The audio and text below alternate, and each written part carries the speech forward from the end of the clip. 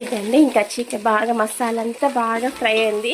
అన్నీ వేసేసానండి. ఇంకా పుదీనా కొత్తిమీర పట్టలు అన్నీ చికెన్లో కాబట్టి మసాలా అంతా వేసేసాను.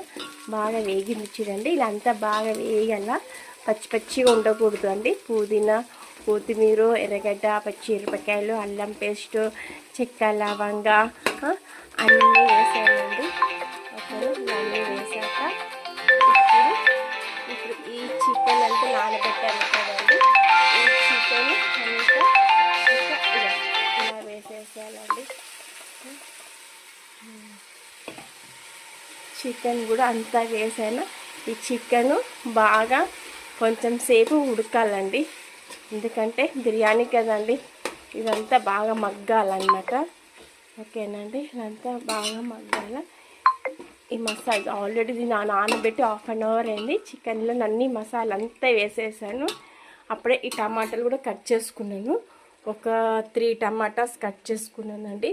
ఈ 3 టమాటాస్ కూడా దీంట్లోనే ఇట్లా వేసేసామనుకోండి, దాంట్లో కొంచెం పులుపుకి దానికి దాంతోపాటు ఉడుకుతుందనమాట.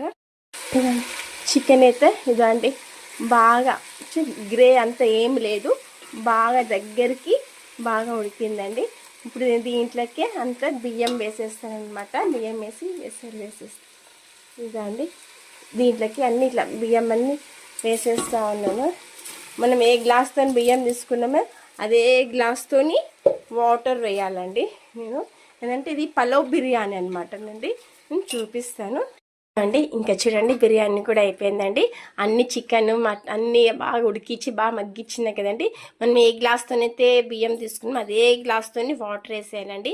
వాటర్ వేసేసి బాగా కలిపి బాగా పెట్టేసుకోవాలండి. ఇంకా వాటర్ వేసేస్తాం కాబట్టి వాటర్ ఇప్పుడు 3 గ్లాసులు బియ్యం ఉందనుకో, మనం 5.5 లోపే గ్లాస్ నీళ్ళు వేసుకోవాలి. అప్పుడే మనకి చికెన్లో ఉన్న కొంచెం గ్రే, బియ్యంలో ఉన్న కొంచెం గ్రే ఇలా అవుతుంది. బాగా పొడి పొడిగా వస్తుంది. ఇంకా కొంచెం మగ్గితే చూడండి బాగైంది. పీసెస్ కూడా బాగా ఉడికినాయి కదండి. పీసెస్ కూడా బాగా ఉడికినాయి చూసాండి. ఇది చికెన్ పలావ్ బిర్యానీ అండి. నేను ఇంత చేశాను ఏమనుకుంటే, ఇద్దరేమో ఇంత చేసుకున్నా ఏమనుకుంటారా? లేదండి, కొంచెం చేసి ఇంటి పక్కన పెద్దయ్య వాళ్ళు ఉన్నారు, కొంచెం వాళ్ళకి కొంచెం పెడతా, మేము కొంచెము అంటే ఇంటి పక్కన వాళ్ళు కొంచెం పెడతా, అందుకే ఇంత చేశానండి. నేను ఏది చేసినా కానీ ఒక్కదాన్నే చేసుకొని తినండి. కొంచెం ఎవరికైనా పెట్టాలని అనిపిస్తుంది.